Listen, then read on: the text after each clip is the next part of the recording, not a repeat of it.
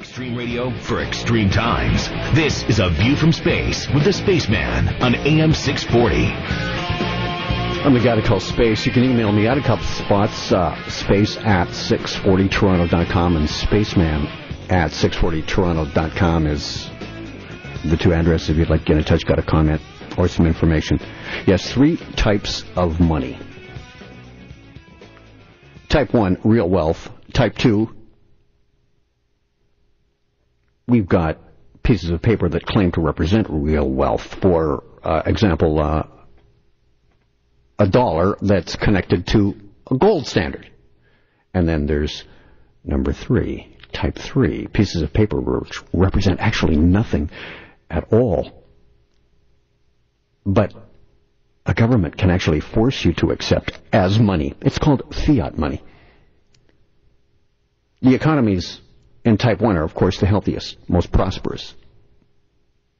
Type 2 economies that have gold-backed money, but not gold in your hand, but the paper in your hand, is associated with fraud all the time.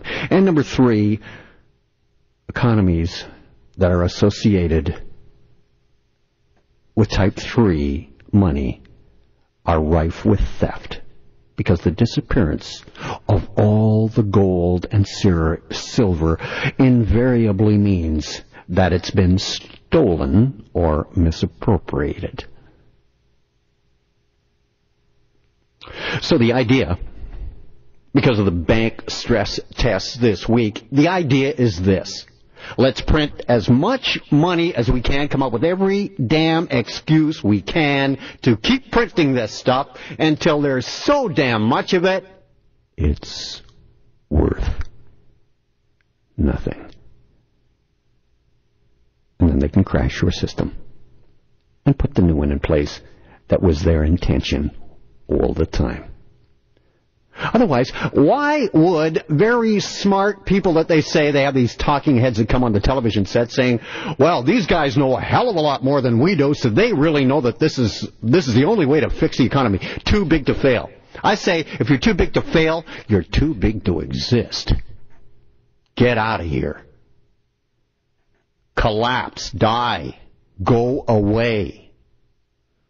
Oh, well, that's not the plan, and it's not going to happen, as you and I know. They have the license to print money, and they're going to print as much as possible to crash your system. Meanwhile, all the while telling you there's hope, that this could work. But it won't. They'll sell you on the hope thing over and over. Are you falling for this fraudulent scam? The largest fraudulent scam in the history of the entire world. Although the American Constitution explicitly forbids it, the United States went recklessly from Type 1 money, real money, gold and silver, to Type 2 money long ago. Type 2 money, of course, not your gold and silver, but paper that represents it. And you can go and get that paper, trade in that gold or that silver at any time you want. We are now irreversibly entrenched in Type 3. Pieces of paper which represent nothing at all.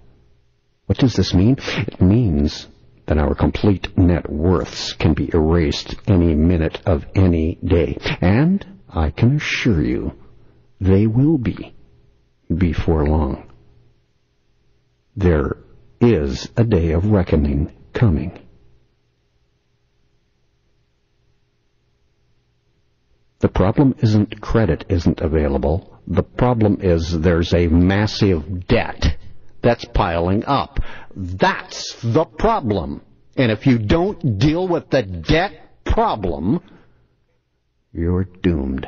And they don't want you to think you could get rid of that debt, because that's your prison. Yes, this day of reckoning is coming. You're going to wake up and find that your life savings have been devalued and that you've become worthless. On that day, you'll be forced to do whatever the Illuminati bankers demand. Unless you want to starve to death, that is. So the legal tender, Type 1, gold, silver coins. The United States Constitution demands, to this very day, by the way, that the only legal tender in that country be gold and silver coins. That's Article 1, Section 10, Clause 1 in the United States Constitution. Few Americans are aware of this fact. To most, the thought of a currency made up of coins seems like a very strange idea, or maybe even a joke. I'm saying coins because, you see, paper doesn't get it done. If you're supposed to be backed by gold and silver, then they should put the gold and silver in the coins and distribute the coins to the people. Then the wealth is actually being distributed amongst the people. The Founding Fathers put this into the Constitution for a very good reason. What is legal tender? This means the form of money which you are entitled to demand under the law as a payment of a debt. So gold coins are legal tender, if you can find any.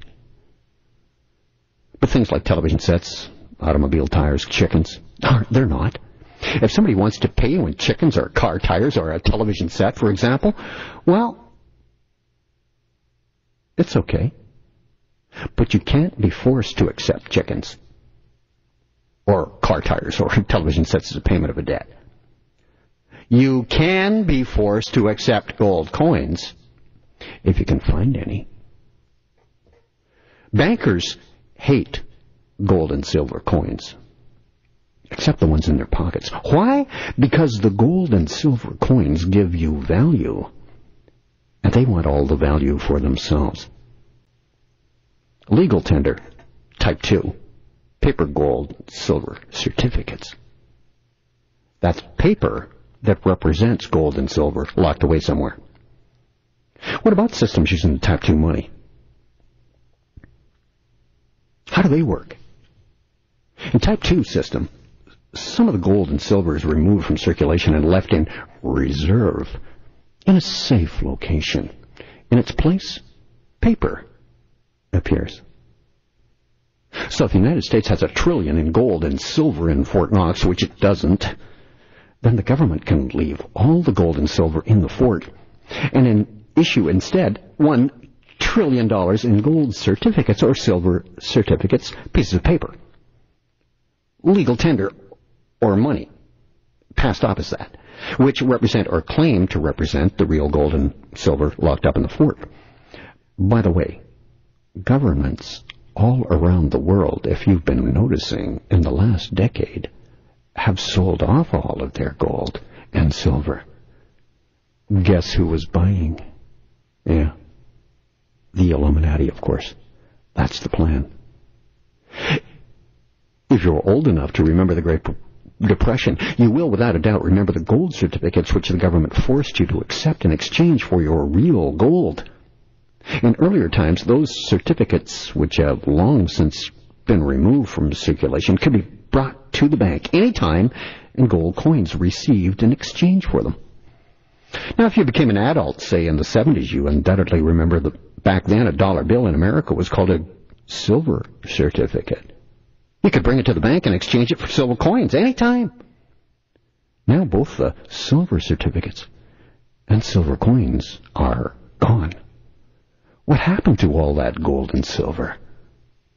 To find out what the response was, you need to hear the decision handed down to a man called Ken Bygleson in a court case that he sued the federal court, or the Federal Reserve, in a federal court of law,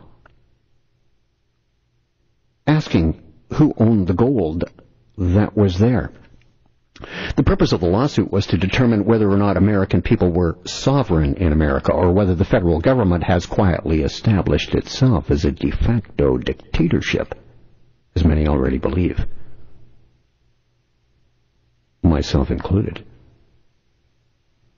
A Spaceman, AM 640, A View from Space. This case was inspired by a New York Times article which stated that the Federal Reserve Bank had at least 9,000 tons of gold bullion in the basement of its branch at Liberty Street in New York. The whereabouts of its other gold and silver holdings have not been discussed publicly, but are astronomical. Remember, the Federal Reserve is not a government agency. It is a private corporation owned by a handful of banks and a handful of Illuminati highly placed families.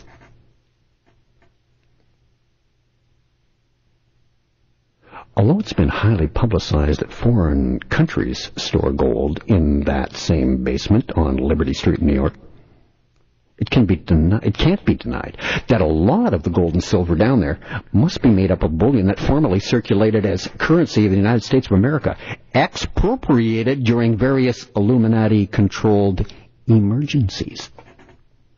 The most famous of these emergencies was the bank panic of 1933. By a highly questionable act of Congress which made it a crime to possess